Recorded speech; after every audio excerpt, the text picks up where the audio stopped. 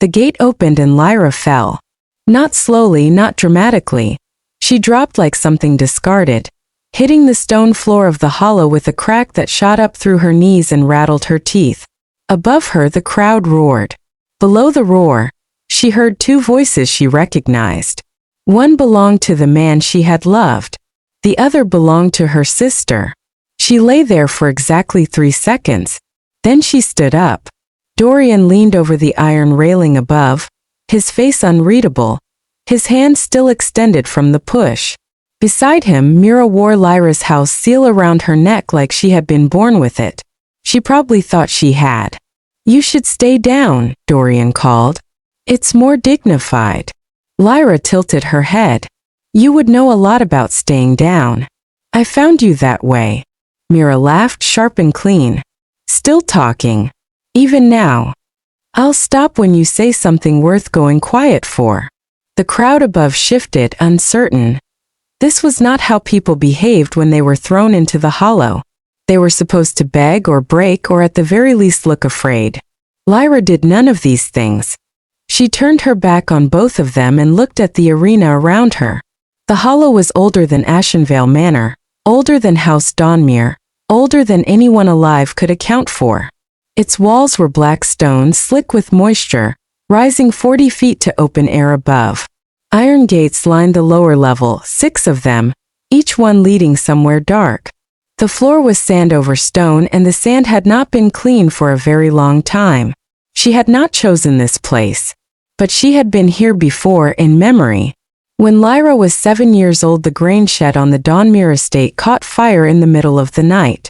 She had been inside it on a dare from one of the stable boys. The smoke came fast. The door jammed.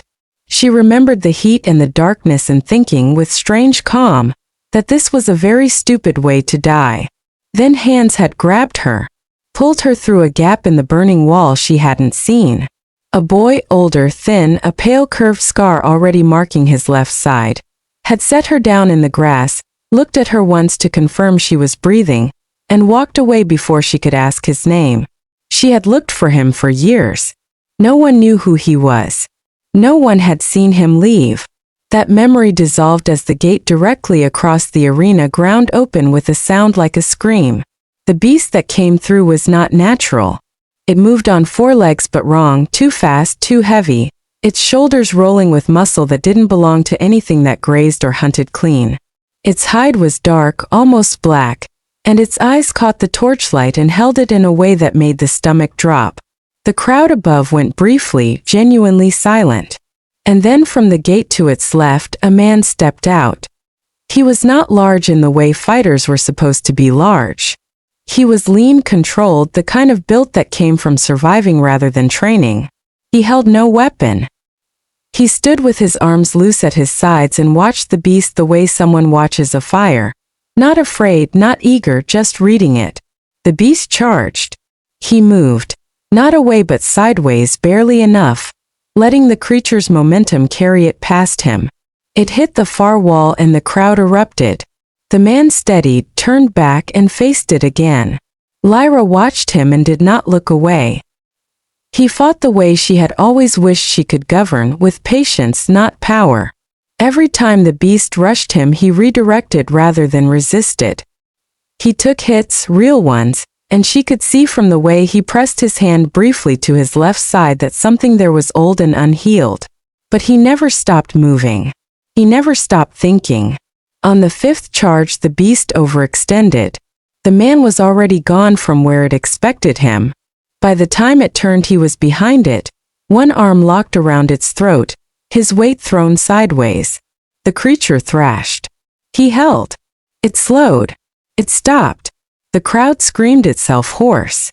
The man stood, breathing hard, one hand pressed to his left side. His shirt had lifted slightly in the struggle. Lyra saw the scar before she understood what she was seeing. Pale, curved, running along his lower left waist like a bracket around something unfinished. She went still.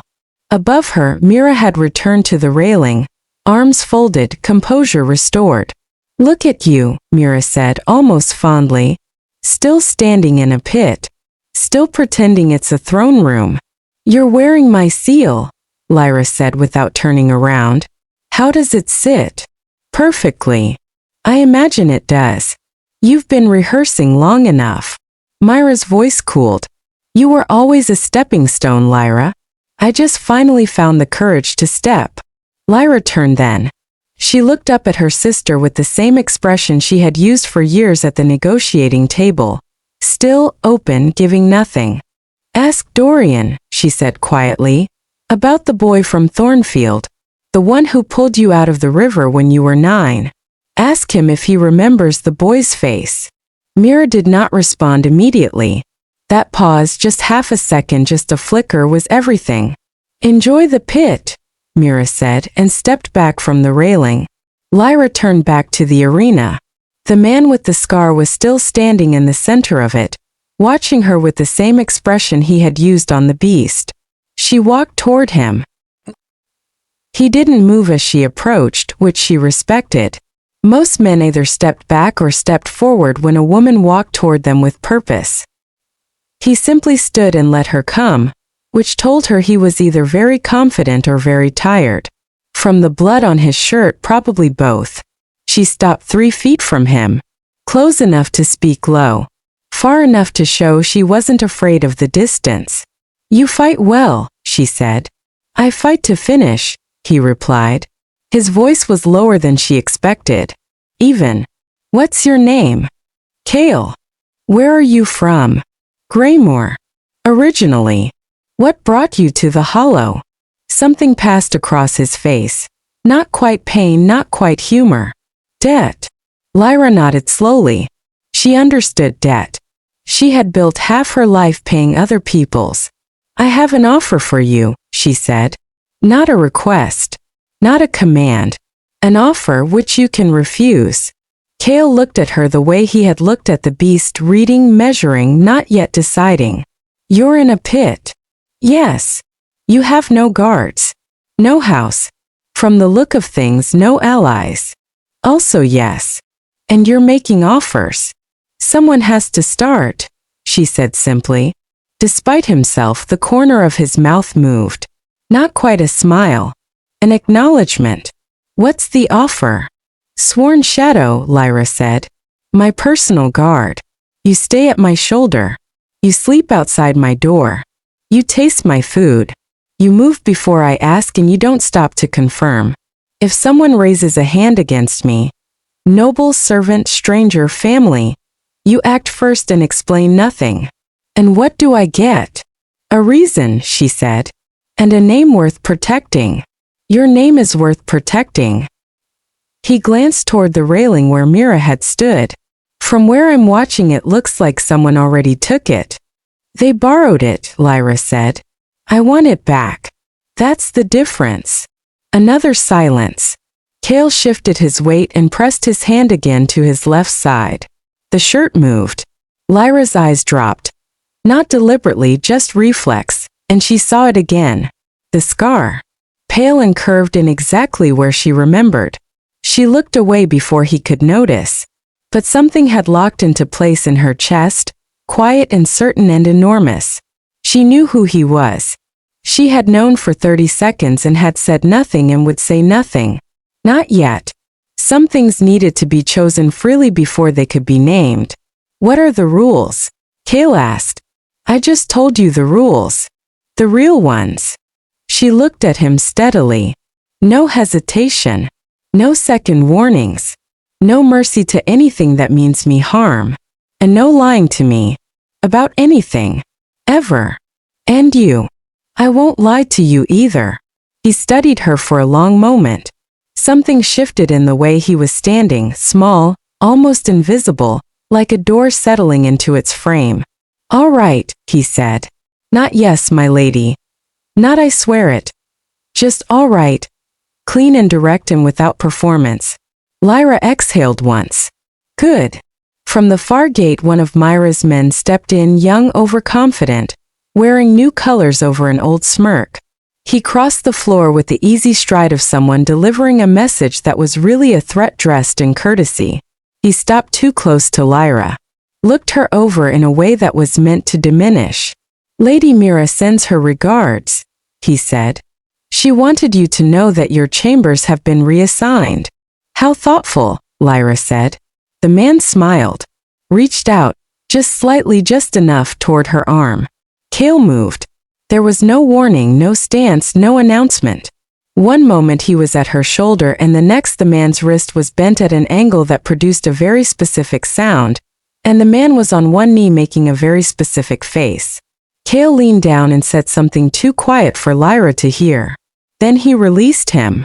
The man stood, did not speak, left. Kael returned to her shoulder. His breathing hadn't changed. You didn't kill him, Lyra said. You didn't ask me to. No. Next time you will. Probably, she said. Does that change things? Kael looked at her sideways. No. The arena was emptying now. Torches burned lower. The hollow settled into the heavy silence that follows violence. Lyra spoke quietly, not looking at him. There was a boy once. On the Dawnmere estate. He pulled a girl out of a burning grain shed in the middle of the night and left before anyone could find him. She was 7. She looked for him for years. Kael was very still. She never forgot the scar on his side, Lyra continued. The curved one. Left waist. Neither of them spoke. The silence between them shifted. It became something warmer and far more complicated, and neither of them rushed to fill it. Then Kael said very quietly. She screamed loud enough to wake the whole estate. I was surprised no one else came. Lyra closed her eyes for just a moment. Open them. They came after, she said. You were already gone. I didn't think I was supposed to stay. You were, she said simply. You were always supposed to stay. The words settled between them like something finally put down after a very long carry. Kael said nothing. But he didn't look away. And that was its own kind of answer. Lyra turned and faced the stairs. 40 stone steps rising from the pit floor to the door of Ashenvale Manor. Myra's banner hung at the top. The door was closed. Dorian was up there. Mira was up there. Everything that had been taken was up there. I didn't survive the pit to hide in it, she said. She started climbing. Steady, unhurried, like someone who had already decided the ending, and was simply walking toward it. Each step deliberate. Each step a declaration. Kael followed. One step behind. Exactly where a sworn shadow stands. At the top the door was closed. Lyra's hand reached it. Paused just for a breath, just long enough to feel the weight of everything on the other side. Then she pushed. The door opened. Light poured in.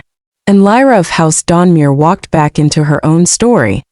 This time with someone at her back who had always been meant to be there. The pit was behind them. Could stay there. Asterisk, that is the complete story of the pit and the wolf. If it held you from the first fall to the last step, drop a comment below. Did you see the scar reveal coming? Like the video if Lyra earned it.